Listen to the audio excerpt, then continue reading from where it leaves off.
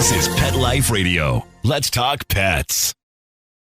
The views expressed by guests on this program do not necessarily represent the views of the host or owners of the Doggy Diva show and do not necessarily constitute endorsement of products. Medical information discussed by guests on this program are those of the guests and is only for informational purposes and should not replace medical advice by your local veterinarian professional.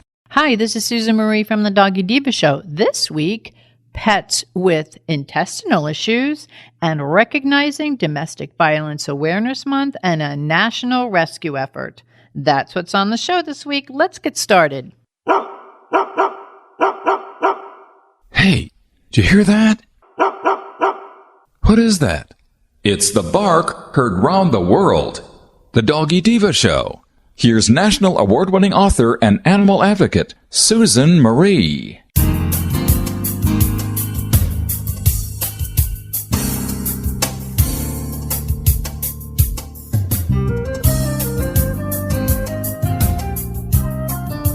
Hi, welcome to the Doggy Diva show, the show for animal lovers. I'm your host, Susan Marie, and as always, I'm joined by my canine co-hosts, the Doggy Divas themselves. Thank you for joining us today as we bring the experts in the pet and animal world right to you. Contact us at thedoggydiva.com. That's the DOGGYDIVA.com. We love hearing from you. So go grab a cup of coffee and your pet's favorite treat, and we'll be back in just a moment. Take a bite out of your competition. Advertise your business with an ad in Pet Life Radio podcasts and radio shows. There is no other pet-related media that is as large and reaches more pet parents and pet lovers than Pet Life Radio. With over 7 million monthly listeners, Pet Life Radio podcasts are available on all major podcast platforms, and our live radio stream goes out to over 250 million subscribers on iHeartRadio, Odyssey, TuneIn, Stitcher, and other streaming apps. For more information on how you can advertise on the #1 pet podcast and radio network, visit PetLifeRadio.com/advertise today. Let's Talk Pets on PetLifeRadio.com.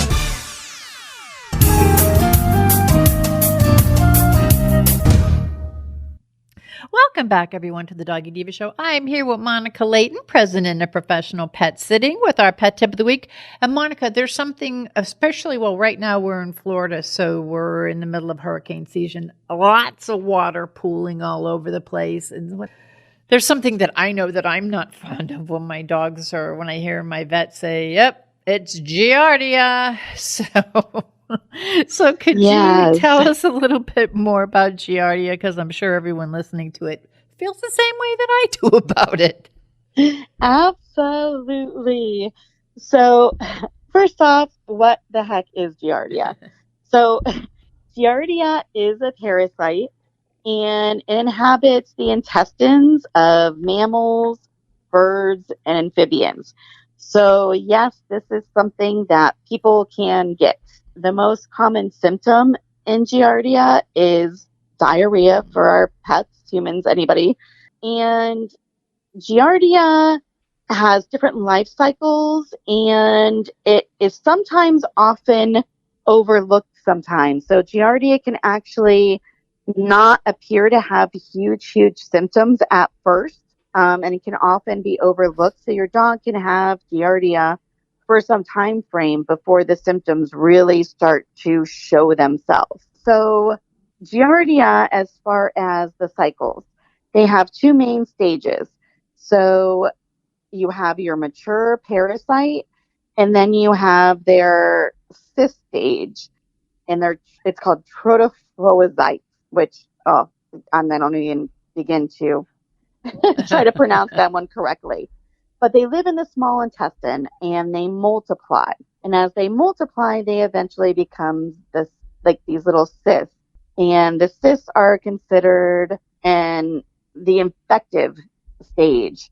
And that infective stage starts to show up in the fecal samples that we run on our tests. So Giardia, if you have the earlier stage, your pet may have it, but the fecal samples that we run to test for that can sometimes come back negative if they're still in that beginning stage. So until they become cysts and show in that infective stage, then they don't shed into the feces of the animal, which can be detected in testing. Giardia can survive for several weeks in environments. So the main environment for pets to pick this up is water sources. So like how Giardia is gotten by our pets and how it's spread is usually it's ingested by the dog. And a lot of times the number one way is through drinking water that has been contaminated by either feces of an infected animal, or they were eating something that at one point had been contaminated by feces. So feces breaking down, or that came out and were picked up and there was small parasitic remnants left. But things like grass. I mean, how many of our dogs are out there eating grass? Pets are going to parks, coming in contact with things. They're chewing on a stick. Some of our dogs are eating things that we prefer them not to eat. Or they're out there drinking from a puddle. Or, for example, at a dog park, they have like the communal like water filling stations that they'll have hooked up that the water flows out of. But you also have a lot of other wildlife and stuff in the area that are coming in and drinking the water, sticking their paws in the water. How many dogs stick their paws in those water dishes? I know. You know what I mean? And those paws have touched this and that, and they're picking up everything in their mouth. So that is how they're getting it. And of course, during rainy time of the year, Giardia cases come up in a mad spike because it's raining all over. So the dogs are going out, they're stepping in it, they're licking their feet, they're drinking little formed puddles after rainstorms, tromping through water. So during, rainy seasons, the spread and the numbers of Giardia just increase and increase. So what does Giardia do to our pets? So Giardia is pretty unpleasant. I mean, any kind of stool issues is generally not on the top of any pet owner's list. But Giardia, it makes because it is stored in the GI tract, the parasite inhibits the dog's ability to properly absorb some of their nutrients, their water, their electrolytes, which can lead to loose stools and can lead to weight loss. Diarrhea, the number one symptom in there. A lot of puppies. It's a lot of very common in puppies, smaller dogs. But if you are seeing to where your dog's got chronic loose stool issues, weight loss issues, different things like that, that can really be a sign that you should be getting a fecal sample run on your pet to check for Giardia. So some of number one symptoms, your diarrhea, your weight loss, failure to gain weight. They're eating, they're just not gaining any weight. Vomiting is a possibility, dehydration, and just poor coat because they're not getting all their nutrients. Their coat can kind of start to appear lacking, maybe flaky, just changes in their actual coat as well. As far as treatment, it's easily treated with medications. The medications, of course, are tailored by your veterinarian, and the severity of the infection or of that actual parasite count, I should say. But really reducing the chance of your pet sharing water. Try, if possible, to keep them away from water that's pooled on the ground. Anything you can do to kind of keep that water source clean that your pets are bringing in will help with the chances of your pet getting Giardia to slim down. Also, you're trying to keep them out of eating grass and sticks and things like that in places where there could be potential contamination. Going to our parks and things like that where you have a high number of pets that are in that area, the exposure goes up a lot more than it does just, keeping them at home or places where there's a high wildlife count, same instance. So really just making sure that anything you can do to keep them out of water sources that are not fresh, clean, pure water will bring that chance of getting Giardia down greatly. But lastly and not least, if your pet is exposed to Giardia, gets Giardia, make sure that you are washing your hands super good. You are picking up the stool and getting rid of it instead of letting it disintegrate in your area, because pets can transmit Giardia. So dogs can give it to dogs. And not only that, it can be transmitted to you, the owner. So making sure that sanitation is very, very good during any Giardia outbreaks. If you have one pet that gets Giardia, there's a very good chance that other pets have the possibility of getting it within your household. So getting them checked out as well is important, just to keep the spread of the cycle from keep going around your house. So you definitely, if one comes up, get them all tested, get them treated. So that way they're not passing it to one another and it's kind of going around and not clearing up. Yeah, that's not fun. So, well, Monica, this is very, very helpful, very interesting. And I think that a lot of us in the Southeast and probably like all in the hurricane areas, there's storms everywhere that you have to be careful. And then if you take your dog to the dog park, and I had this happen to me years ago, one of mine got something from there. And so you just have to be careful. You have to be alert. You have to be observant for those symptoms. So, well, Monica, thank you very much. As always, this is a great tip, very timely. We'll talk to you soon. Thank you so much. Have a great week. You too. We'll be back in just a moment. Hello, everyone. Susan Marie here to tell you about the award-winning 3-book series, The Doggy Diva Diaries. It is a trilogy of heartwarming and inspirational stories about Miss Olive, a lonely little rescue pup, hoping to find her forever family and friends and a life filled with love. In this series, Miss Olive learns that it doesn't matter what you look like on the outside, it's the kindness and love you have on the inside that counts. Available at Amazon, Barnes & Noble, and other online booksellers. And please visit us at thedoggydiva.com for more information. Thank you, everyone. Coming up, a major dog rescue operation gets national attention while promoting domestic violence awareness. That's next. Molly, here's your dinner. Zeus, that's not your food. Don't let that happen to your precious cat. Elevate your cat's eating experience with the Cat Tree Tray. The Cat Tree Tray keeps your cat's food off the floor and conveniently located on the cat tree. It's the perfect way to eat. It's a beautiful wrought iron tray that easily attaches to your cat tree and keeps dogs and other critters out of your cat's dish. A must for multi-pet households. There's a 6-inch tray for large bowls and a 4-inch tray for smaller bowls. Purchase your Cat Tree Tray today. Go right now to cattreetray.com. That's cattreetray.com. cattreetray.com.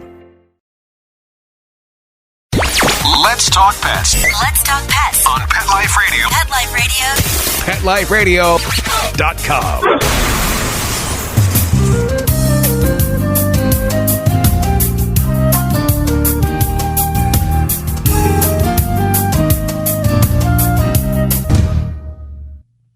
Welcome back, everyone, to the Doggy Diva Show. RedRover is a national animal welfare nonprofit based in Sacramento, California, and since 1987, RedRover has focused on bringing animals out of crisis and strengthening the human-animal bond through emergency sheltering, disaster relief services, financial assistance, and education. October is Domestic Violence Awareness Month, and since 2007, RedRover has awarded more than $3 million in safe escape and safe housing grants to help domestic violence survivors and their pets escape abuse together. And with us today, we welcome back and are so happy to have Nicole Forsythe, the CEO and President of RedRover, to tell us all about RedRover and what's going on, and also about a very recent rescue that made national news. So I'm very honored to be talking to you about that, because not only is Domestic Violence Awareness Month important, but you guys were involved in that rescue that the whole world heard about. So welcome back to the show, Nicole. Thank you. It's great to be back. So for our first-time listeners, can you just share a little bit about RedRover? Yeah, so we're often referred as the American Red Cross for pets. So that's a nice way to think about us, because we're really there when people and animals together are in some kind of crisis. So we provide temporary sheltering for animals rescued from cruelties or displaced by natural disasters. And we're also helping when people, want to escape domestic violence and they don't know where to bring their pets. They may have a veterinary emergency that they can't afford. So we're really there to help in those dire situations and to help keep people together with their pets. That's so awesome. Now, we touched on this in the introduction, but recently you assisted the Humane Society of the United States twice with the transfer of 4,000 beagles from a mass breeding facility. Can you tell us a little bit about that? Yeah, so this is an unprecedented disaster cruelty response that we've been involved in, and we're just thrilled to be part of it. So far, we've helped twice remove some of the animals, some of the beagles, from a mass breeding facility. And this is a facility that was breeding beagles to sell to laboratories for animal experimentation. So they weren't actually doing the experimentation there; they were just breeding the dogs. And so there's allegations of Animal Welfare Act violations, and so the facility has been shut down, and we're in the process of transferring as many of them out. It's a slow process because, of course, you can't just get 4,000 all at once. And so we've been doing little bits at a time. And I know that you got mamas and their babies. So thank you so very much. And how could someone, or where could they even go to learn more about these dogs and their puppies and what the next steps are in this process? Yeah, so what's been happening is that it is a matter of, transporting them safely and, making sure they all get the attention that they need. And so we help get the beagles, we load them and unload them on and off the transport vehicles. And then we help with the kennel setup. They're going to sort of a central location in Maryland where they're being cared for, kind of assessed, make sure they, all their medical needs are met. And then they're being transported to different rescue partners and animal shelters all over the country. So if someone is looking, wanting to help by fostering, a mom and puppies, or fostering maybe a beagle who's older and needs a little bit more, time to get used to kind of being out of that laboratory type, setting, that mass breeding facility type setting. And so a lot of these rescue partners and animal shelters are looking for volunteers and, of course, eventually adopters. So you can find out where those dogs are being transported by going to humanesociety.org/4,000 beagles. And that's a listing of the different partners that are involved. So many people are aware of it because it had made national news, and it's a very, very, very important thing that you did and you were a part of. And RedRover is made up primarily of just volunteers and that were involved in this process and all of the other things. I mean, people don't even know what you do across the nation. You're very involved. You do a lot for homeless pets, for domestic violence situations, people with their pets. So if someone wants to become a RedRover responder volunteer, how do they do that? Because people are always going, what can I do? Well, I think that you have a way to help them do something. Yeah, and we really are looking for more volunteers. Even though we have over 4,000 volunteers all over the country, it's really hard sometimes for people to get off of work, to take that time off. They may not be available. And of course, the pandemic has made this even harder for people sometimes to travel. So we are always looking for more volunteers to become trained so that we have a good amount of people to help with a specific situation. So it's really easy to become a volunteer. It's a free online training. It takes about 2 to 3 hours to finish. And then once someone completes the RedRover portion, there is a FEMA, an IS 100 class. That's sort of the basics of natural disaster response that people need to be aware of. People need to be 18 years or older. And if people want to learn more or to take the online class, they can go to redrover.org/responders. That's great. And for those of you out there that are listening going, how can I get involved? I know that a lot of you have read about the things that you have done, that RedRover's done. So this is a great way for you to become involved. And switching over now to the RedRover Relief Program from the one that helps domestic violence survivors and their pets escape abuse together. Can you talk about the different grants that you offer? Yeah, so we're really there, again, to help when people, regardless of their sort of circumstances, when they're facing domestic violence, they have some different options. So the first immediate thing that we do is offer what we call safe escape grants. And these provide temporary boarding at a boarding facility so that a survivor can immediately get to a shelter. We also cover, vaccinations or things that might be needed in order to board at a boarding facility. But then ultimately, we're really trying to help domestic violence shelters become pet friendly. So that way, a survivor, if they're trying to leave an abuser, they can leave with their pets and stay with their pets, because we know pets are really important to help people heal from trauma. So ideally, people should be able to stay with their pets. But we know it's not always possible. So we're really helping the domestic violence shelters learn how they can do that. So we offer trainings. We offer a website called don'tforgetthepets.org that provides a lot of resources and training, as well as one-on-one coaching and grants up to $60,000 to help domestic violence shelters build kennels or create, put in new flooring, whatever they need to become pet friendly. And we can also help with off-site programs. Again, ideally, we have the pets on-site at the shelter.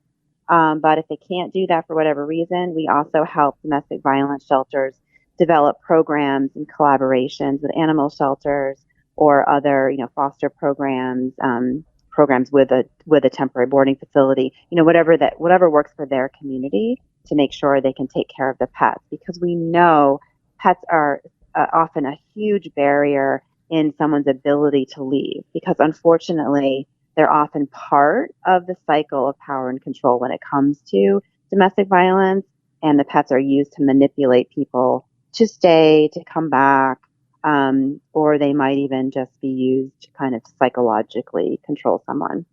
So it's really important that they're able to leave with their pets. Speaking of that, can you remind us of the new deadlines to submit an application for your safe housing grants? Yeah, so we increased the number of application deadlines to try to make it easier for domestic violence shelters. So if people have connections to a domestic violence shelter and they want to help us, get the word out, we have deadlines. We have 3 deadlines now every year: March 1st, June 1st, and September 1st. So a great thing to share with a domestic violence shelter that you might know about to help them do their planning for when they can apply. October is Domestic Violence Awareness Month, and we have you on every year. It's so important that you share this with our listeners. Can you tell us about your plans with Purina and the Purple Leash Project for October? Yeah, so at the end of September, we're going to be working with Pet Night on the Hill as part of Pet Week, and that is a partnership we do with the Human Animal Bond Research Institute, HABRI, and really helping to bring awareness to Capitol Hill, making sure that our elected representatives know how important pets are for our healing, our human health, our quality of life, and making sure they take it seriously and continue to fund things like the PAWS Act, which provides federal funding for domestic violence shelters to become pet friendly, as well as to help, set up policies and things that can further help people stay with their pets, things like homeless housing, and again, more funding towards these types of programs that can help people stay with their pets. And then also in October, we are working with Purina and the Washington Post to put on a live event on Purple Thursday, which is October 20th. And that will be a moderator with some panelists just really talking about the importance of pet-friendly housing when it comes to domestic violence. And then really exciting, we are working with the NFL with their program called My Cause, My Cleats. And this is a program where specific players who are really passionate about certain causes, they work with different nonprofits to design cleats and then help promote that cause through the design of the cleats and through talking on video, talking during games, just really becoming spokespeople as peoples and role models for their passionate causes. And we are so happy to be working with James Smith Williams of the Washington Commanders, and they're currently designing the cleats. Hopefully that'll be unveiled soon. And it's just really great to see the NFL players stepping up for causes like this. It's something that he's already really passionate about, and so we're really excited that this will help get more awareness towards this cause. And we also have Tamron Hall, who will be a spokesperson, and just a lot of influencers out there talking about this, and print and media stories, just to really, again, spread awareness and show how important it is that we take care of the pet of domestic violence survivors when they're trying to leave an abuser. That is so important. And it's so wonderful that all of this support's coming and that all of this awareness is coming. And I mean, the fact that the NFL is doing this, that's just wonderful. And of course, I love Tamron Hall. So she's always very passionate about things like this and what she's committed to. So congratulations. This is great where Red Rover's going and the awareness that's out there about you and about what you're doing. But if someone wants to learn more or volunteer or donate, where would they go to learn more? RedRover.org is a great place to start. People can become a monthly donor. That's a huge, huge way to help support all of our programs. But for the Purple Leash Project, if people are really passionate about this work in the domestic violence and pets area, becoming a monthly donor at $5 a month, so $60 a year, gets you a Purple Leash, which is, again, a really fun way to not only support this particular program, but also have a leash or a cat collar where you can walk your dog, and help spread awareness of this issue. I love it. And when people ask you why you have a purple leash, you can tell them why. Yeah. Exactly. So, Nicole, as always, thank you so much for being on our show today and for sharing all of the wonderful work that Red Rover does for domestic violence situations. And, of course, the Domestic Violence Awareness Month is October. And also, I want to congratulate you and thank you for sharing and all that you've done with this amazing rescue of all these beagles, the mamas and the puppies. It's really great that Red Rover was involved in that. And it's so important that this was done. It's something that caught the nation by storm, I believe. And it's something that I think people are going to keep wanting to follow. So if you could please share that information again on how the listeners could follow and find out the progress and hopefully adopt one of these beagles. Yeah, I mean, definitely following us on social media. So if people are on Twitter or Instagram or Facebook, follow Red Rover, and we're posting about this, our work in this area a lot. But people can also go to the humanesociety.org/4,000 beagles if they're looking specifically for those rescue partners or animal shelters who are getting those beagles transported to them. As always, thank you very much, and we look forward to having you on. Hopefully we'll have you on again after the first of the year. We can talk about more that's going on at Red Rover. Thank you again for all you do, wonderful. Nicole. You and the team are awesome. Thank you so much. Okay, take care. Thank you. We'll be back in just a moment. Pet Life Radio, the #1 pet radio network on the planet, joins forces with iHeartRadio to put the power of your pets in your pocket. Awesome. Download the iHeartRadio app and rock Pet Life Radio on your phone, on your tablet, on your Xbox, in your car. Pet talk, pet tunes, and fun pet times. Pet Life Radio and iHeartRadio. Positively Possum.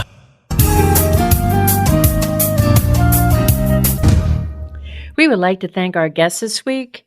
And also, as our doggy divas always say, please love your pets because they love you unconditionally.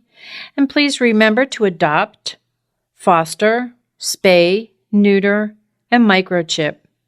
And as always, please have a great Diva week, everyone.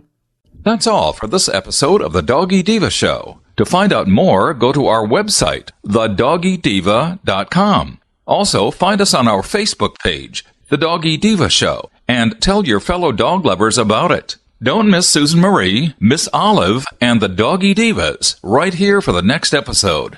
See you again soon.